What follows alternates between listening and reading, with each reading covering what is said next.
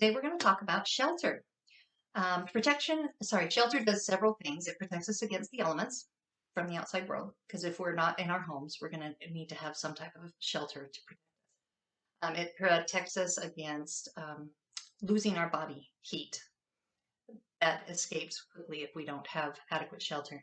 It protects us against it provides a sense of privacy, and it's a grounding point, and it also gives us protection against emotional stress, having adequate shelter. So let's talk about some things. The tent would probably be the home in your pack.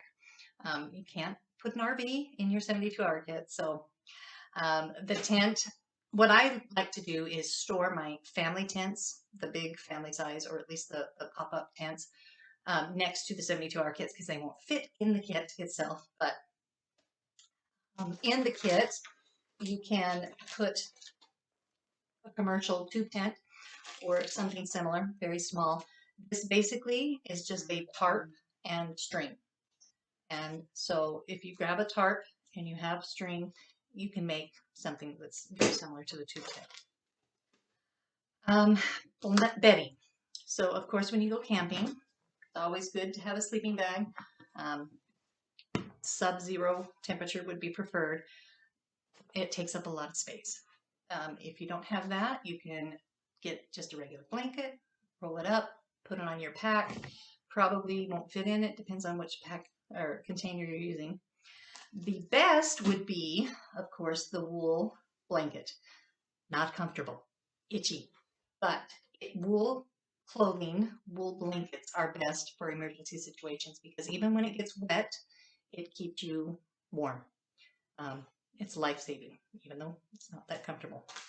And of course, every kit needs one of these emergency space blankets, which takes up the least amount of space, but also provides the least amount of that.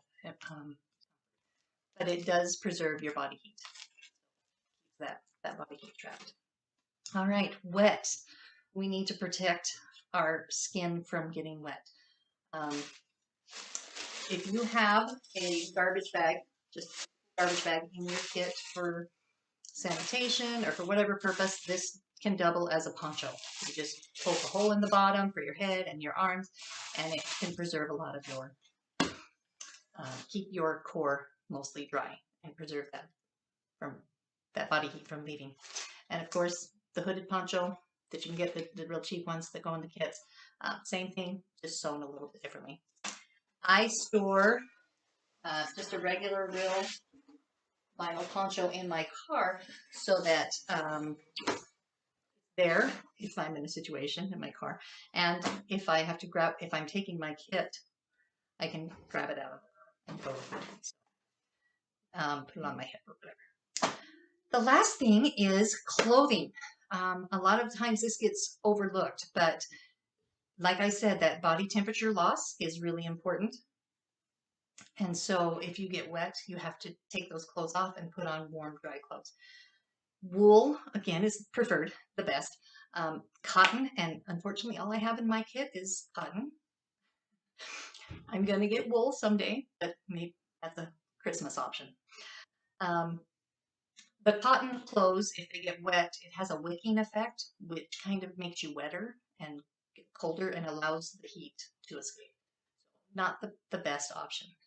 Again, wool. You also need to include an extra pair of shoes, footwear, a hat, or work gloves, or sunglasses, or a winter coat. Those things are really important when you need them. They're kind of a bulky burden if you don't, but better be safe than sorry. What I've done is I've consolidated all into a little kit. I've got everything that I just mentioned, minus the wool, the clothes, the shoes, the underwear, the socks, the footwear, I think I said that, work gloves, the coat, all wrapped up, and then I put it around a tarp with the string, and so it doubles as my tent as well. Just put that in your kit. All right, have some fun putting together your shelter.